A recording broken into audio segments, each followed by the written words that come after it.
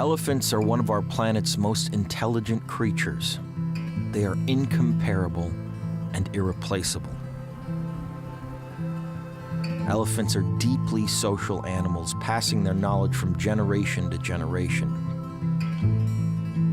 until a generation is lost forever. Today, we are losing elephants at an unprecedented rate. Up to 30,000 elephants are killed every year through the dangerous and bloody trade of their ivory. Human greed has created this massive problem, but human generosity can end it.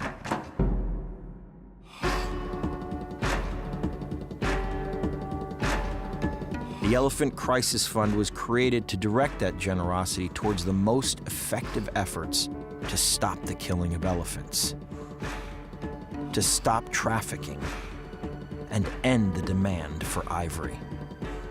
Created by Save the Elephants and the Wildlife Conservation Network, and launched by LDF, the Elephant Crisis Fund sends 100% of every donation to the best efforts in the field to end this crisis, no matter how big or how small the conservation partner may be.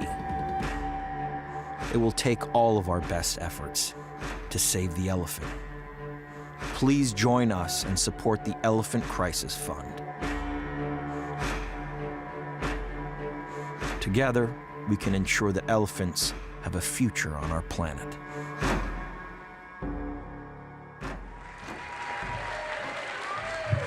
For those of you that are familiar with Tiffany & Company and our designs, you will know that for decades, our jewelry has been inspired by nature and the beauty of the natural world. And of course, all of the materials that our jewelry is crafted from, they come directly from the earth, whether it's the diamonds, precious metals, or precious gemstones. And so we believe that we have an imperative to take care of the environment. We also have a long-standing and deep connection with the continent of Africa. It's a continent where we source many of our responsibly mined diamonds and precious gemstones. It's also a continent where we house our Tiffany-owned and operated diamond cutting and polishing workshops, where close to 100% of our employees come from the local communities. Yeah. And as we think holistically about how to support the communities that we operate in, we all know that the world is interconnected and it's very interdependent. And it's important to think holistically about the fact that ecosystem conservation, thriving ecosystems lead to thriving communities. Now, we just heard in the video that Leo narrated that elephants are a cornerstone species in Africa, and yet they're under threat of extinction.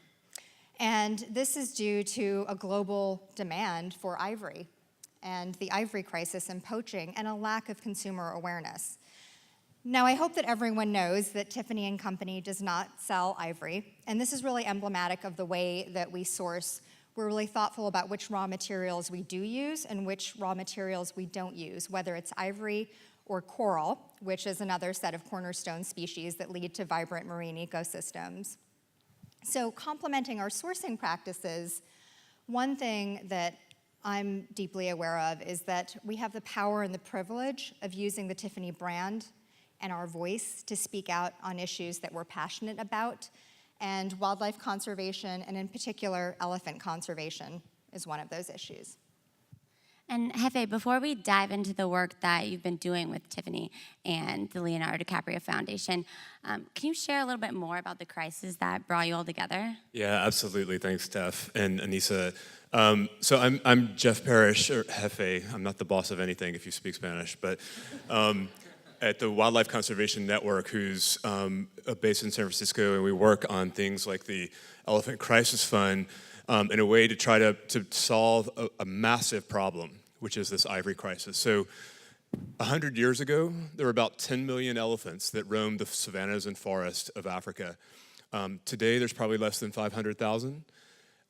We have lost 30% of that loss has happened over the past 8 years, when the ivory crisis began to raise its ugly head. And that is all, as Anisa said, has been driven by demand for ivory, and that ivory is treated as a commodity as well as a trinket.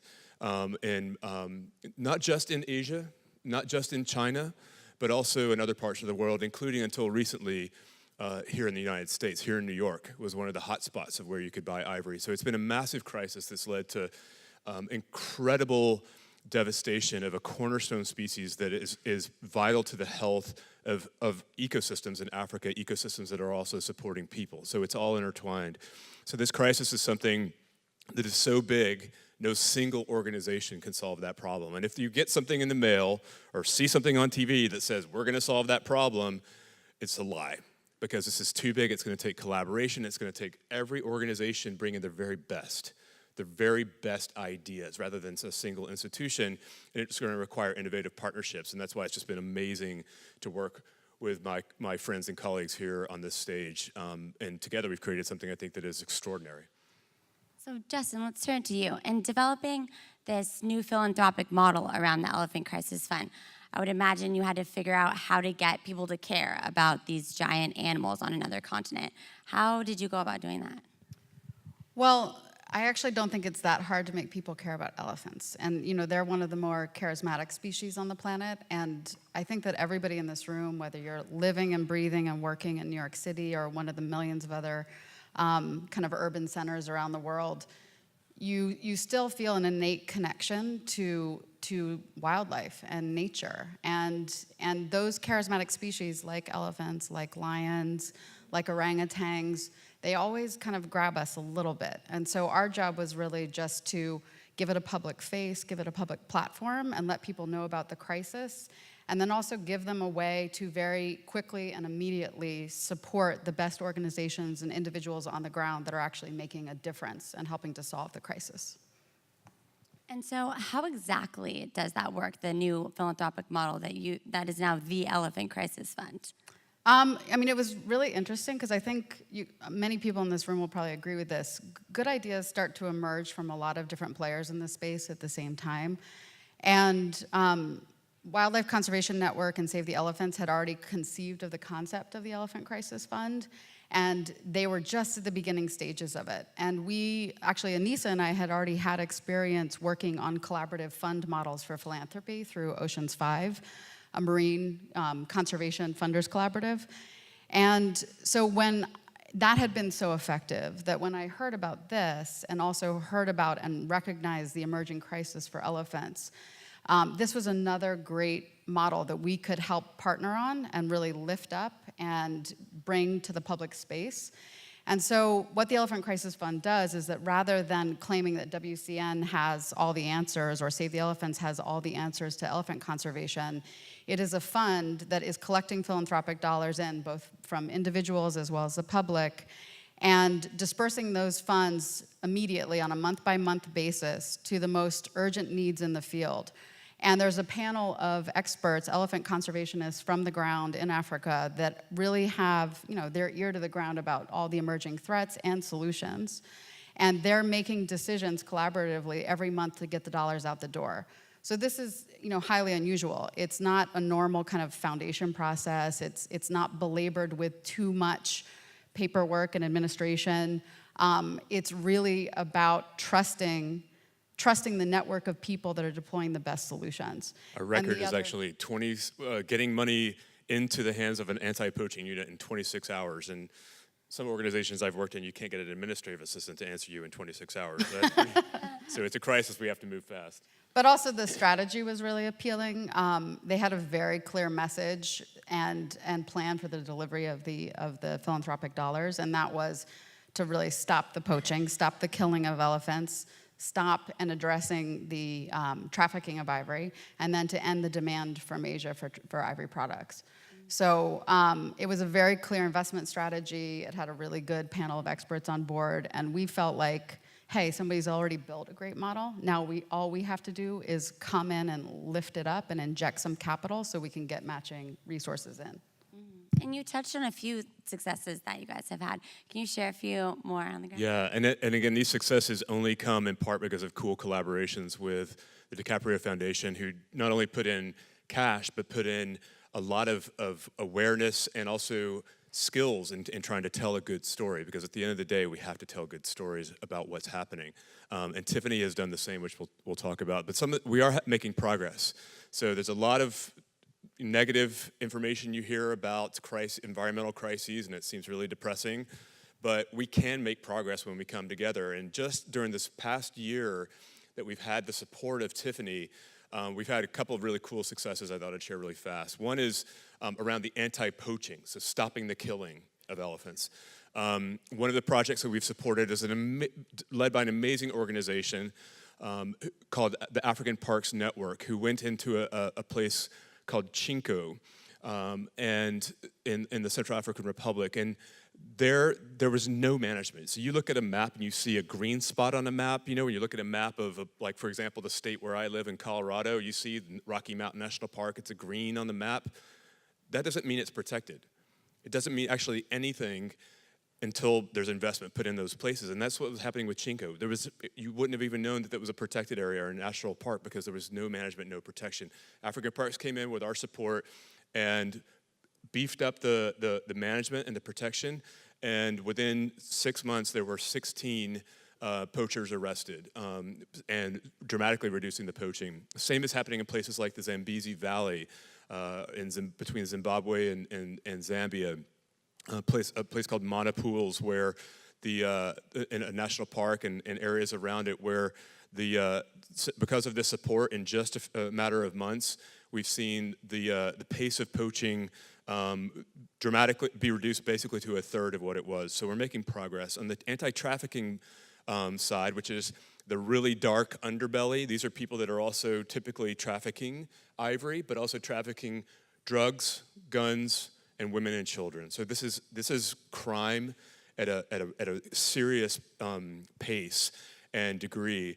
The trafficking part, I can't tell you actually a lot of details, because some of the stuff that we fund is actually, if you will, redacted, because there are people's lives that are in danger. It's some of the toughest stuff to support and the toughest stuff to execute on.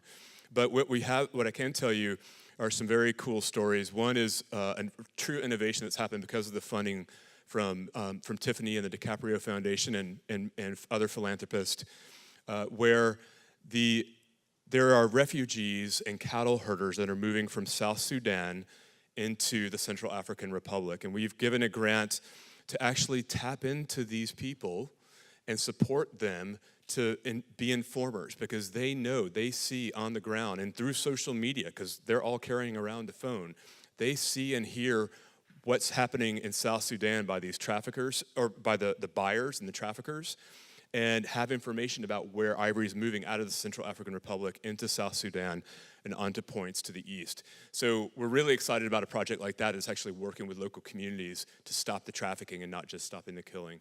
So those are just some of the examples. We have 197 projects supported to date by 69 organizations. Again, no one organization is going to solve that problem, in 32 countries in Africa and in Asia for demand reduction. So it's been incredibly impactful. We've allocated more than $14 million to date, and that changes every month, because every month we respond quickly to new demands. And so we're winning, we will win, but it's going to take a lot more effort and a lot more, we're going to have to double down to end this slaughter and make sure that we still have a planet with elephants roaming in it. And you've talked a lot about collaboration.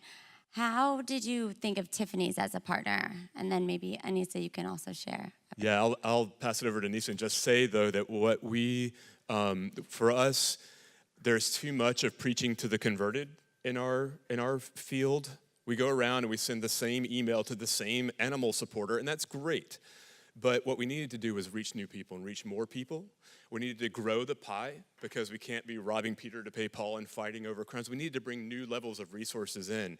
And we needed partners who were as committed to the environment as we are as a nonprofit. And we found that with Tiffany. And there's a story behind how that was created. But this has been one of the most game-changing cause marketing partnerships that's ever been done for a species. And thanks to Tiffany's leadership and innovation. Anisa, maybe you can describe it a little bit more. Sure. So Tiffany has a long history of wildlife conservation, both through our sustainable supply chain, but also through the Tiffany and Company Foundation. But our support really ramped up in 2016 when we supported the inaugural Not on My Planet campaign. This was a campaign of leading models and fashion influencers during Fashion Week who pledged to never forget elephants. And we quickly followed that up in 2017 when Tiffany launched our Save the Wild collection. This is a collection of elephant charms and brooches where 100% of the profits go directly to the Elephant Crisis Fund. And when we launched the collection in 2017, we made a minimum commitment. We said by January of 2019, we will give a minimum, no matter what, of $1 million to the Elephant Crisis Fund. And I can't tell you how thrilling it was when a mere 3 months into the collection, we hit that $1 million mark. And today we're at over $2 million. And I think, for me, what that shows is consumer attention and awareness and passion for this issue, because we need to have that conversation, keep driving ahead. That's amazing. And where do you go from here? Where do we go from here? Well, we're not stopping. The three of us aren't stopping. Tiffany and Company isn't stopping. Unfortunately, there's still a ways to go until experts like Jeffery feel like elephant populations are secure. So we at Tiffany & Company are continuing the Save the Wild collection. I think that the good news to keep in mind is that the ivory crisis is reversible. That's definitely a message to take home, and that we as consumers have a really critical role to play in this, right? We choose what to purchase, what not to purchase, and therefore have an impact on what's happening on the ground. I also think that from the Save the Wild collection standpoint, what I like about it is that it's driving consumer awareness and conversation. And my hope is that that awareness and conversation, along with the philanthropic dollars, will drive impact, positive impact on the ground. Where we go next is, we, as Anisa said, we have much more to do with elephants, and we're going to continue to innovate. We're taking some of those similar models, what we've learned around the Elephant Crisis Fund, because it's been a very unique kind of philanthropy and grant making, and we're starting to apply that to other species and other problems, some in crisis and some in need of recovery and being restored and brought back. So we're on to new species and new funds and trying to make a difference with new philanthropy. Yeah, just to cap it off, we just really believe in this kind of model. And we were lucky enough to have the challenge of, raising a lot of money and then needing to get it out the door in the most effective manner possible, and making sure that those resources get to smaller and medium-sized organizations on the ground. And we just found that this kind of model, which we've replicated across issue areas, other species, et cetera, and we have much more to do, is incredibly effective because it encourages collaboration amongst philanthropy, it encourages collaboration amongst the NGOs in the field. And when you can dedicate 100% of the funding that you bring in out to those organizations in the field, you make a huge difference, because many of them are dealing with practically nothing, and they are up against a lot. So at LDF, we're just committed to encouraging others to consider these kind of innovative models and to partner with us, match us, join us. I just think it's an incredibly exciting time to look at systems change and new models for philanthropy.